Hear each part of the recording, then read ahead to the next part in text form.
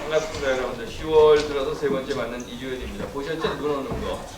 눈 왔습니다. 네? 눈 왔어요. 눈. 여기는 안 왔는데. 세상에 10월인데 말이죠. 하긴 몇 년 전에요. 10월 마지막 날 폭설이 내렸어요. 그래가지고 난리가 났었습니다 여기. 그 당시에 그 어른들은 다들 전기 끊어졌다고 걱정들 했는데 학교 문도 닫았고요. 그래서 한 일주일 정도 문을 닫았죠.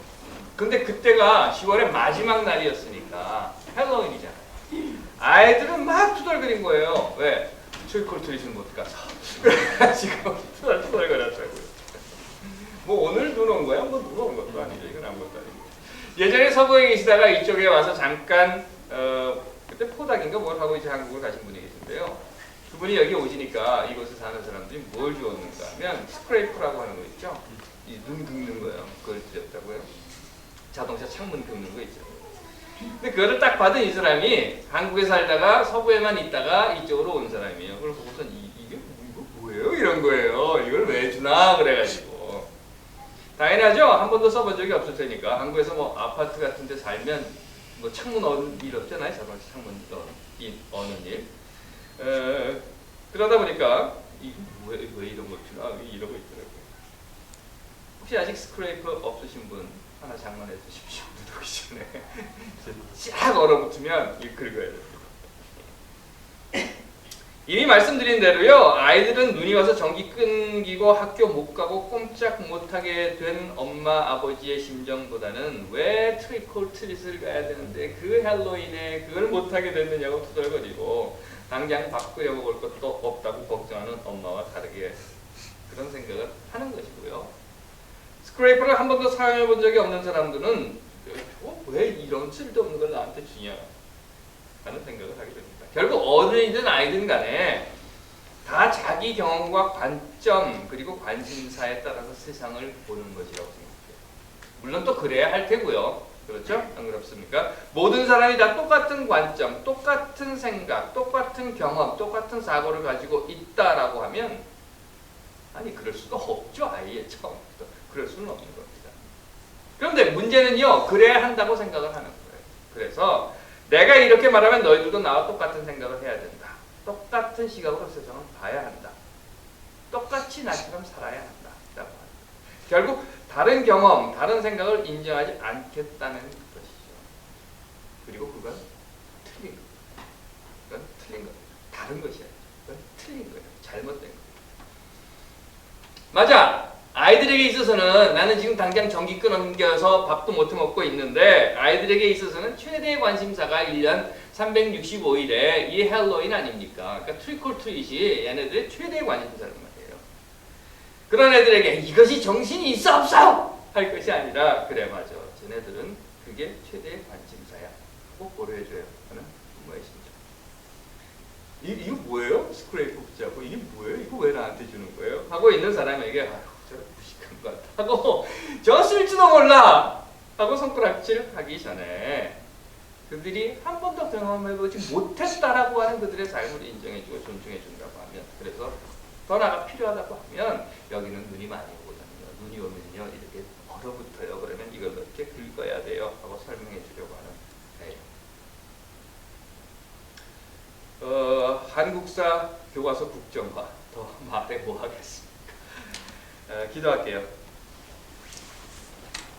하나님, 사람은 같은 사람인 것을 압니다. 하지만 사람은 다른 사람이라는 것도 압니다. 너와 나를 다르게 만드신 것이 세상을 아름답게 만드시려는 하나님의 생각임을 깨닫게 하옵소서. 아멘. 야곱이라고 하는 사람이 있죠? 영어에서 많이 쓰는 이름, 제이콥. 야곱의 이야기는 우리에게 참 잘 알려져 있는 그런 이야기입니다. 여러분들이 한두 번씩은 다 들어보십니다. 태어날 때 쌍둥이로 태어났다고 했어요. 형 위에 에서가 있었죠. 형의 발목을 잡고 나왔다. 뭐 이렇게 써 있습니다. 형은 사냥꾼이었고 이 동생인 야곱은 마마보이였어요. 그래서 아버지 이삭은 형편이었습니다. 그런데 엄마인 리브가는 이 마마보이인 에서만 그냥 감싸들고 살았어요. 그러다가 어느 날 동생인 야곱이 팥죽을 끓이고 있는데 형인 에서가 뭐 사냥 갔다가 돌아오다가 배가 고파가지고 야 그거 하나 좀 주라 그러니까 또 동생이 한다는 소리가 그래 그러면 이 마마보이가 그래 내가 그러면 형한테 이 팥죽을 줄 테니까 형의 장자권을 나한테 줘 뭐 하여튼 뭐 이런 이야기가 있었답니다. 그래서 그래 아이고 네가 가져 그리고 팥죽을 먹었다는 거예요. 에서에게는 그런 권한이 있었죠. 뭔가 하면 장자니까 유대인들의 정통입니다. 그래서 전통입니다. 장자를 통해서 이렇게 유산도 상속되고 뭐 재산도 상속되고 모든 것들이 혈통도 상속되고 그리고 축복권까지 상속된다고 하는 거예요. 말도 안 되는 이 거래를 빌미로 해서 이삭은 결국 또한 야곱에게 속아가지고 야곱을 축복을 해줍니다. 형이 그걸 알았죠. 어떻게 되겠습니까? 저를 죽여야 돼. 너 덤벼들었을 거 아니겠어요? 그러자 어머니 리브가가 내 마마보이 여기 놔두면 죽겠다 싶어가지고 얘를 이제 도망을 보냅니다. 사실은 이 사기 사건의 배우는 이 어머니였어요. 어머니가 뒤에서 다 조종해가지고 사기를 만들어 놓고 그리고 딱 걸리고 나니까 너 얼른 도망가. 그리고 어디로 보내는가는 자기의 오빠 그러니까 이 야곱에게 있어서는 외삼촌이죠. 외삼촌이 있는 곳으로 보냅니다. 아주 먼 곳이었어요. 뭐 요즘처럼 자동차나 아니면 무슨 고속전철이 있던 것도 아니고 걸어서 가야 하는 그 먼 곳이었습니다. 그래서는 이 리브가는 야곱을 보내면서 그래요. 야, 거기 가서 좀 있어. 거기 좀 있어서 형이 화가 좀 이렇게 누그러지고 좀 시간이 지나고 나면 그때 다시 돌아와라. 하고 야곱을 도망시킵니다. 삼촌에게 가는 길이라고 하는 것은 광야를 건너가야 하는 길인데 에서 같았으면 자 가자 그리고 뭐 갔을 거예요. 그런데 이 마마보이 야곱은 그 길을 가는 것이 두려움이었습니다. 마치 죽음으로 가는 것 같았어요. 도망가는 중에 밤이 되었습니다. 뭐 당시에 뭐 호텔이 있었던 것도 아니고 그렇다고 뭐 도망가는 주제에 종을 데리고 갔던 것도 아닐 테고 자기 혼자서 그 밤을 광야에서 맞아야 하는데 결국 아무것도 없는 그 황량한 광야 한복판에서 난장을 자는 겁니다. 무섭고 떨리고 두렵고 한마디로 죽을 것 같은 상황인 것입니다. 깜깜한 밤에 그 이전에는 엄마라도 있었고 그 이전에는 종이라도 있었고 그 이전에는 텐트 속에서라도 잤는데 이제는 아무것도 없는 그냥 허허벌판 광야 한복판에서 난장을 자야 됩니다. 돌 하나 주워다가 베개로 삼고 잠들었다. 겁나는 거죠. 죽을 맛입니다. 광야에서 두려움과 공포에 떨면서 그런데 성서는 그때 야곱이 하나님을 만났다. 하나님이 내려와서 뭐 사다리도 있고 뭐 이런 이야기가 있었다고 합니다. 그 이야기는 빼고 결국 야곱은 죽게 생겼을 때 두렵고 무서울 때 어찌해야 할지 앞길이 막막할 때 하나님이 나타나서 그랬다는 거예요. 야 죽겠지? 죽을 것 같지? 못하겠지? 여기서 콕 하고 죽었으면 좋겠지? 괜찮아. 조금만 더 참아봐. 다 잘 될 거야. 야곱이 가진 하나님에 대한 두 번째 경험이 있었어요.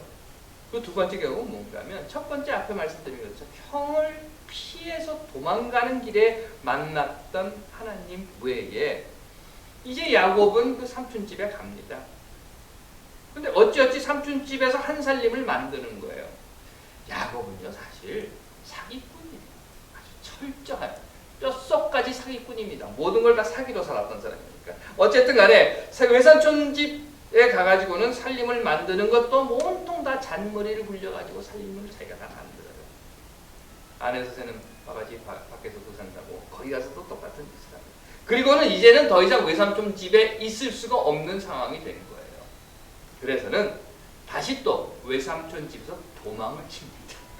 그런데 이번에는 고향으로 도망을 치는 거죠. 예전에는 고향으로부터 외삼촌 집으로 도망을 치는 그 광야에서 하나님을 만났던 경험을 가지고 살았는데 이제는 외삼촌 집으로부터 다시 고향으로 도망가는 그 길에서 하나님을 만나는 경험을 하게 됩니다.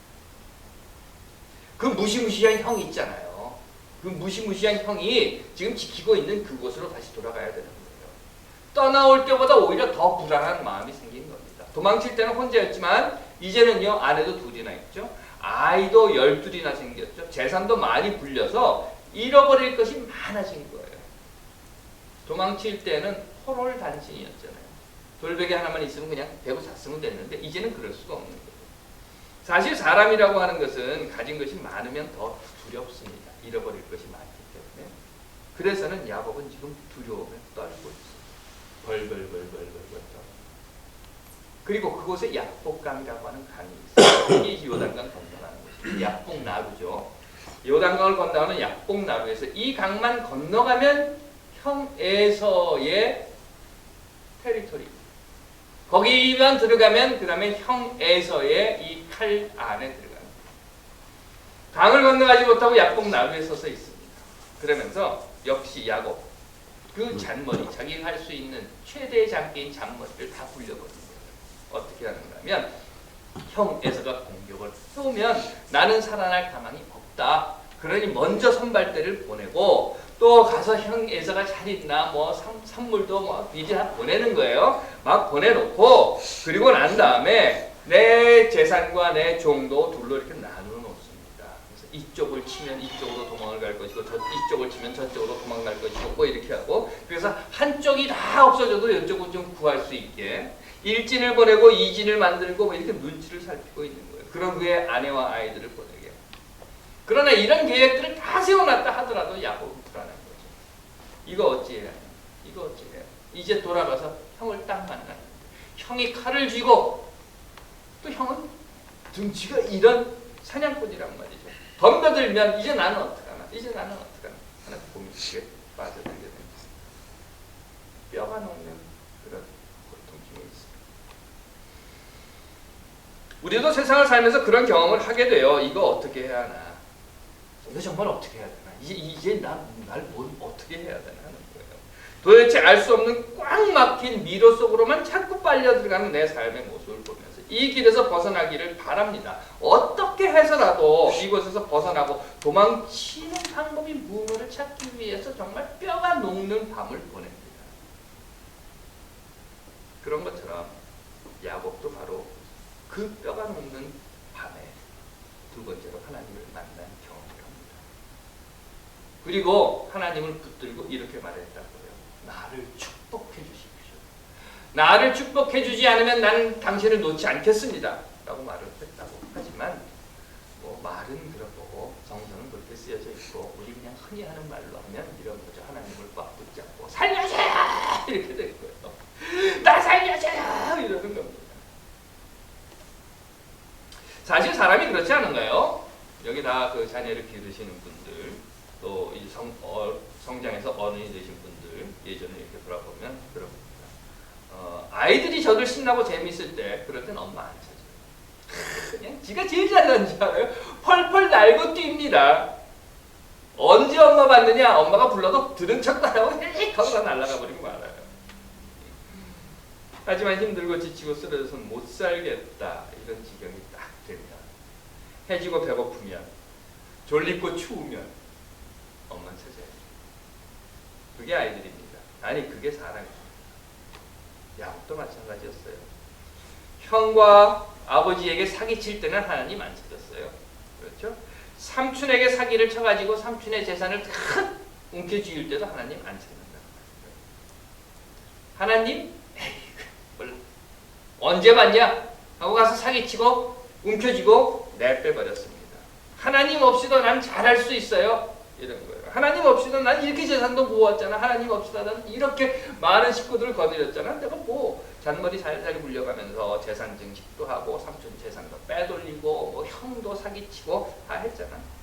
하나님 전혀 필요 없다고 생각을 했었습니다. 그런데 이제 죽게 생겼어요. 이제 죽게 생겼어요. 그러니 뭐라고 합니까? 하나님 살려줘요! 이러고 붙잡는 거예요. 예전에 어떤 한국의 그 부흥사가 설교를 하면서 그랬다고 해요. 미국은 하나님을 잘 믿는 나라이다. 그래서 미국은 잘 산다. 그 예로 모든 사람들은 모든 미국 사람들은 기쁜 일이든 힘든 일이든 슬픈 일이든 어떤 일을 닥치든지 항상 오 나의 하나님이라고 외친다. 그래서 하나님은 늘 자신의 이름을 부르는 미국 사람들을 축복해 주었다. 라는 말도 말도 되지 않는 소리를 했다고 하는데 그 말이야말로 오 마이 갓입니다. 하지만 야곱은 그 오 마이 갓을 찾은 게 아니고 정말 자기가 도망칠 때 광야에서 돌베개를 펴고 잘 때 무섭고 두려워서 뼈마디가 녹아내리는 그 공포의 밤 그곳에서 하나님을 찾았고 또 그곳에서 예전에 만났던 하나님의 경험을 되살린 겁니다. 그리고 성서는 이렇게 쓰여져 있어요. 야곱이 그 하나님과 밤새 싸웠다는 거예요. 그래서 이 해가 뜰 때쯤 되니까 하나님이 그랬대요. 야 됐다 야 잘했어 야 이제 그만하자 하고는 야곱을 축복해 줬다고 하는 겁니다. 물론 이 이야기는 그대로 이해할 수 있는 건 아니에요. 무슨 하나님이 사람하고 싸웠다느니 뭐 하나님이 야곱하고 싸워서 뭐 졌다느니 그래서 네가 하나님을 이겼다 뭐 이런 소리를 했다느니 해 뜰 때가 되니까 야 이제 그만 놔라 나 해 뜨면 가야 된다 뭐 이런 이야기를 했다느니 이런 것들은 무슨 뭐 하나님이 도깨비도 아니고 무슨 귀신 이야기도 아니고 그러니까 다분히 미신적인 요소가 섞여 있는 것은 사실입니다. 하지만 그렇다 하더라도 이 이야기의 내용은 뭔가 하면 한 가지 분명하게 전달되는 것이 있는데 그것은 어찌되었든 야곱은 죽어지려 봐야 돼. 야곱은 자기 할 수 있는 최선의 힘을 다했다는 거예요.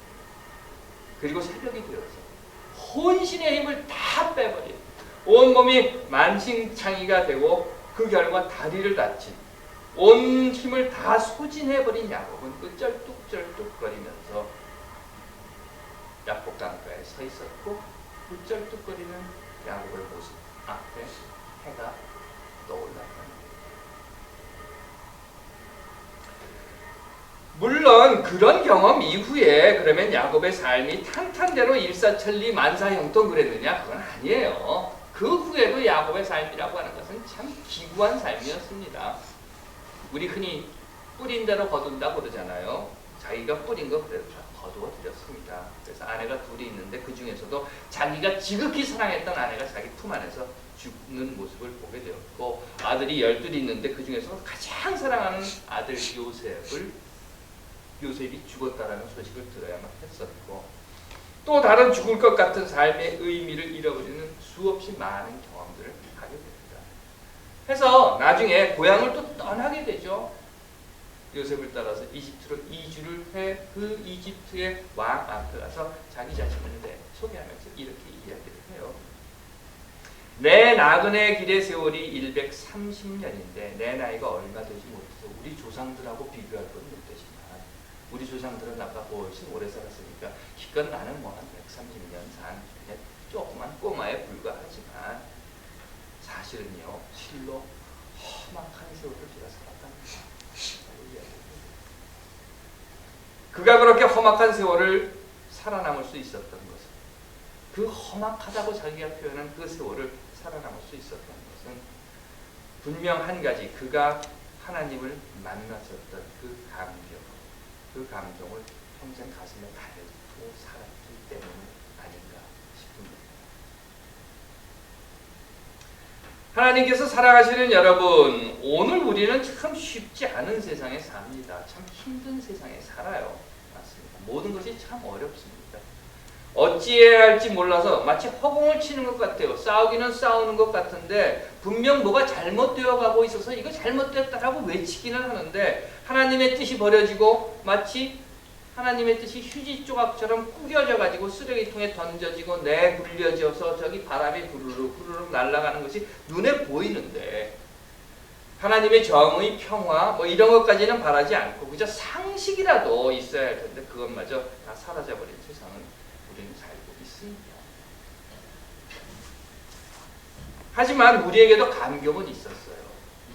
있었단 말이죠. 우리는 감격이 없었나요? 우리 민족에게 감격이 있었어요. 4.19로 이승만을 몰아냈고 6월 혁명으로 전두환 군부 독재를 끝냈었고 촛불을 들고 나온 그 여학생들의 힘으로 쇠고기 협상을 다시 이끌어냈던 그런 감동과 감격이 사실 우리에게 있단 말이죠. 그러면서 어느 순간부터 그 감동과 그 감격의 기억과 역사와 삶을 서서히 잃어버려가면서 우리들이 무기력에 빠져들게 됩니다. 무기력은 점점 무관심으로 바뀌게 되고 무관심은 마침내 무감각으로 되어가는 그런 세상 속에 우리가 살고 있는 것은 아닌가 생각합니다. 상상을 한번 해봅시다. 죽을 힘을 다해 붙들고 매달리고 밤을 새워 고민하고 사력을 다하는 그 삶 속에서 난 혼자 할 수 없어, 난 혼자 설 수 없어, 이대로라면 난 그냥 죽고 말 거야 하고 울부짖었던 그 밤이 지나고 마침내 새벽이 되었을 때 저 멀리 떠오르는 해가 보였던 때 쩔뚝거리면서 강가에 혼자 서서 아 그래 비록 만신창이가 된 내 몸이지만 바로 걸을 수도 없고 한쪽 다리를 쩔뚝쩔뚝거릴 수밖에 없는 그런 나의 지금의 모습이지만 그렇다 하더라도 이제는 내가 혼자 설 수 있다. 이제는 내가 저 강을 혼자 건너갈 수 있다라고 하는 확신을 얻었던 그 몇 날 며칠을 아니 몇 년 몇 달을 풀리지 않는 계산으로 나오지 않는 실험 결과로 끙끙거리며 쓰지 못하는 논문으로 죽을 힘을 다해서 실험하고 또 연구하고 그러다가 이것도 안 돼 저것도 안 돼 곧 죽을 것 같았던 그런 순간 어느 때에 마침내 그 계산이 풀리고 어느 때에 결과가 나오고 어느 때에 그 과제물이 페이퍼가 끝날 때에 어느 때에 마지막 연구 논문의 끝 줄을 쓸 때에 아니 다 마치고 연구실을 빠져나오면서 도서관을 빠져나오면서 책상을 탁 덮고 일어나면서 떠오르는 해를 보게 되었던 그런 경험은 여러분들 없습니다. 하나님께서 사랑하시는 여러분들은 어떠십니까? 여러분들 가슴속에 무언가 간직하고 있는 감격 이런 것들은 있으십니까? 아니 있으시겠죠. 그것이 무엇입니까? 여러분들의 삶을 지금 이 순간까지 굳건히 설 수 있게 살 수 있게 해줬던 그 감동은 과연 무엇입니까? 아직도 갖고 계십니까? 아니면 점점 무기력과 무관심과 무감각으로 없어져 가고 있습니까? 저는 여러분들이 가지고 계신 삶의 감성, 삶의 의미가 되고 삶의 근간이 되는 그 무언가에 대해 알지 못합니다. 어쩌면 그게 다른 사람들에게는 대단하지 않은 것일 수도 있을 거예요. 뭐 가지고 그러냐. 뭐 그거 가지고 그 옛날에 말이야 장미꽃 한 송이 줬다는 걸 가지고 30년을 같이 사냐. 뭐 이런 생각을 하는 사람들도 있을 거예요. 왜 없겠습니까? 하지만 여러분들이 힘들고 지칠 때 살짝 꺼내볼 수 있는 여러분들의 가슴이 차갑게 얼어붙었을 때 여러분들이 다시 바라볼 수 있는 그 감정. 그래서 다시 일어설 수 있게 하고 다시 힘을 주고 다시 얼어붙은 내 가슴, 내 차가워진 마음을 녹여주고 따뜻하게 해줄 수 있는 그 무엇인가 그걸 여러분들은 가지고 계실 겁니다. 때로 잊어버리고 산다. 하나님께서 사랑하시는 여러분 버리지 마십시오. 잘 간직하십시오. 그리고 한 걸음만 이제 더 가봅시다. 아니 한 걸음 말고 반 걸음만 더 가봅시다. 그건 누군가 나와 함께 세상을 살아가는 사람들이 있습니다. 그들이 간직한 또는 간직하게 될 새로운 삶의 감격, 감동, 뜨거움을 주는 일에 우리가 요만큼이라도 도움이 된다는 겁니다. 그저 작은 초콜릿 하나라도 아니면 한 번에 얼싸 하나 준다든가 아니면 한마디의 사랑을